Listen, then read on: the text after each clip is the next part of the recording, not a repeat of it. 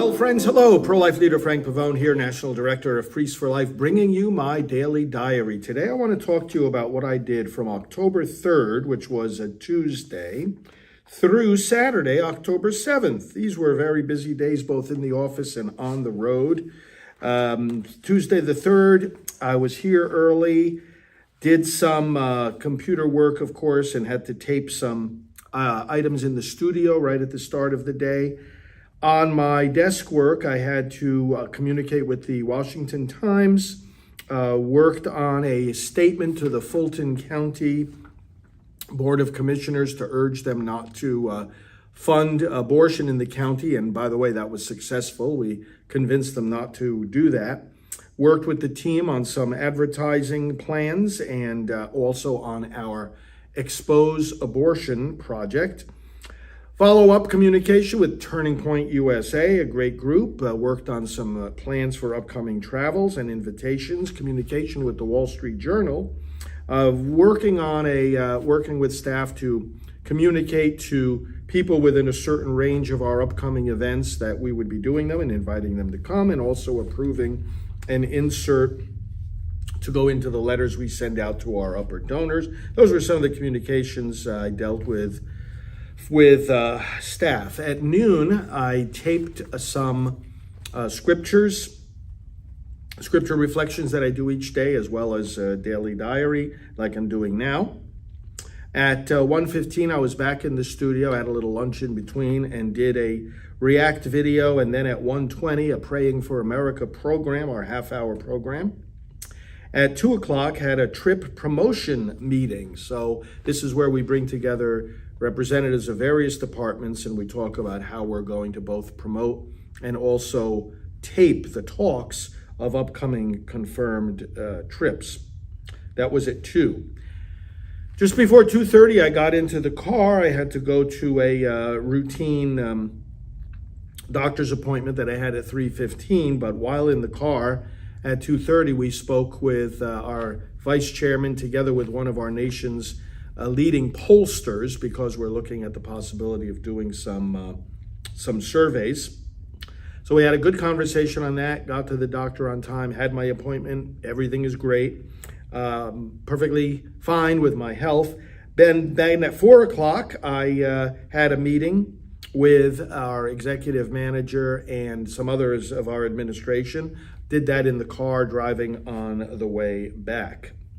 Got back to my desk, got some end of day updates from staff. At 6 o'clock, I had the update from Mark from our executive team. Took my daily walk while doing that, and then had some dinner and did some quiet work in the evening. That was Tuesday the 3rd. Wednesday the 4th, another busy day here at the office. I did some studio taping, had our morning meetings, staff briefing every morning at 8:30. 9:15, met with one of our website coordinators. 9:30, met with our executive director about some upcoming plans. Went back into the studio. At 10:30, interviewed Sister Dee Dee, and we're giving her an award in January. That was a nice interview. Some of the work I had to do at my desk involved our online liturgical resources, making sure those are up to date.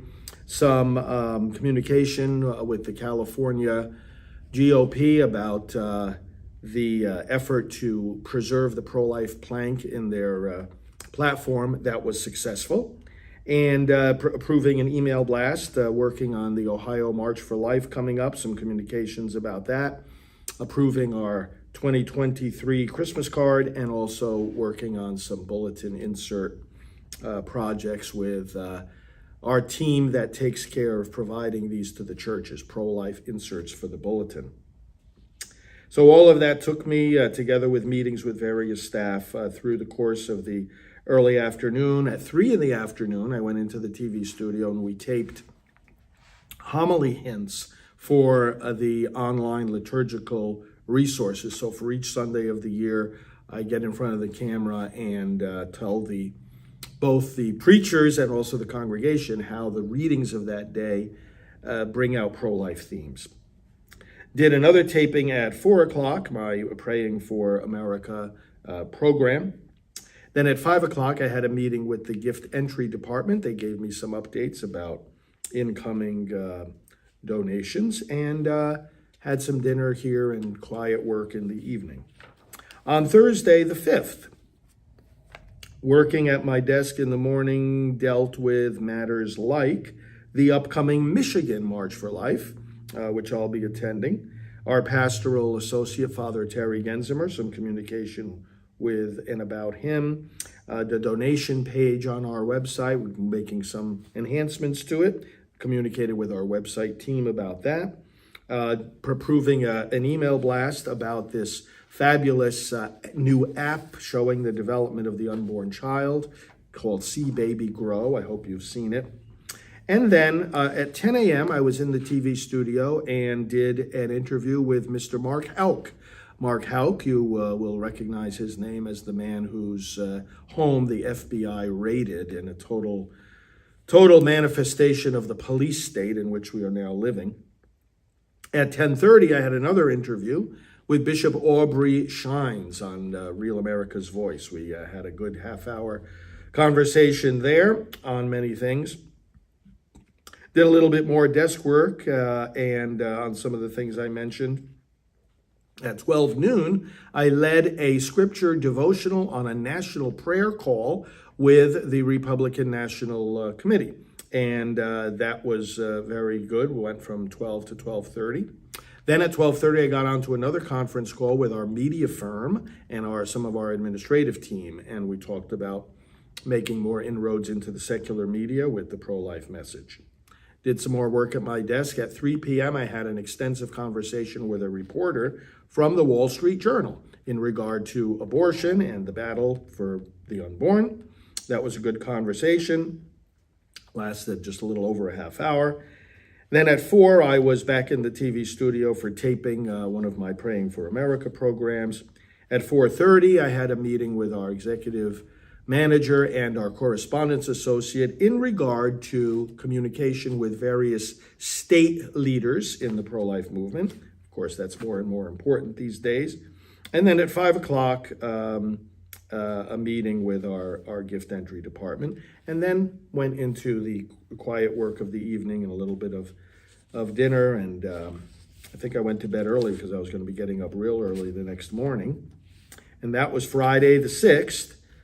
I was picked up for the airport at 3 in the morning. And because I had a very early flight, went over to the Orlando airport, checking in on some emails while in the car and at the gate. Did some work on the plane, flew to Orlando. Flew from Orlando to Atlanta, and then got a connecting flight to California, going out to Orange County, California. So in the course of that flight, of course, you're able to do a lot of work, both emails on the laptop and also a lot of reading. I've been reading through Mark Levin's book called The Democrat Party Hates America. Some of the things I had to deal with on my email, then once I landed on the plane and also once I landed in California, our TV studio, communication with our studio crew, making sure everything is going well with that, approvals for our upcoming newsletter, the mailing to our high donors, a project called Name the Children, which I had to answer some questions about. We have people being able to give names to children who have been aborted. Planning of upcoming trips and promotion of them, that's always an ongoing task. Approval of email blasts going out. Work on the National Prayer Service. That work is going to intensify in the weeks to come. That's the service we organize on the day of the March for Life. The press release for Ohio as they continue to battle against this pro-abortion amendment. I should say we continue. It's really a national effort. Janet's books, some work in regard to promoting the books that our executive director wrote, planning for our upcoming pastoral team meeting, and also approval of the broadcast schedule for our coming week of broadcasting. Got to my hotel, connected with the staff once again, also connected with our pastoral associate by phone, Father David Begany, and he does work for Priests for Life. Then I had that phone call at 1 o'clock. Now I was on Pacific time. more communication with our administrative team. Before then, I was picked up about 2:45 and taken over to the Planned Parenthood headquarters of Orange County, California, where I was enthusiastically greeted by, there must have been, 60, 70 people on the sidewalk out there praying for an end to abortion. So I led them in an hour-long vigil that afternoon from 4 to 5 out there in front of that abortion facility. You can see more about this online. And they were so enthusiastic, and I spoke with each and every person, prayed with them. We preached out there on the sidewalk, prayed over the abortion facility for it to close, and so forth. When we were done with that, about 20 of us, 20 pro-life activists and leaders from Southern California and I, went to a nearby restaurant and had a very, very nice time together over dinner, exchanging stories and encouragement and strategies for pro-life well into the evening there of Friday the 6th. At the end of the dinner, 2 or 3 of the pro-life activists drove me about an hour away to another convention center in Riverside, where I stayed for the night because I was going to speak the next day at a conference, which I'll tell you about next. So that brings us to Saturday, October 7th, and I was at the Divine Mercy Conference that was held at the Convention Center. Now, before I went down to be with the people in the conference, I had some breakfast there at the hotel restaurant, did some social media posting and some emails.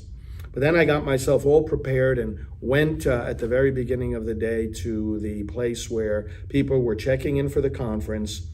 And we had like 1,500 people show up for this conference, whereby we had Bishop Strickland, so I greeted him. We had Father Don Calloway. We had some other priests there, and Terry Barber was also there, who does a lot of broadcasting, Virgin Most Powerful Radio.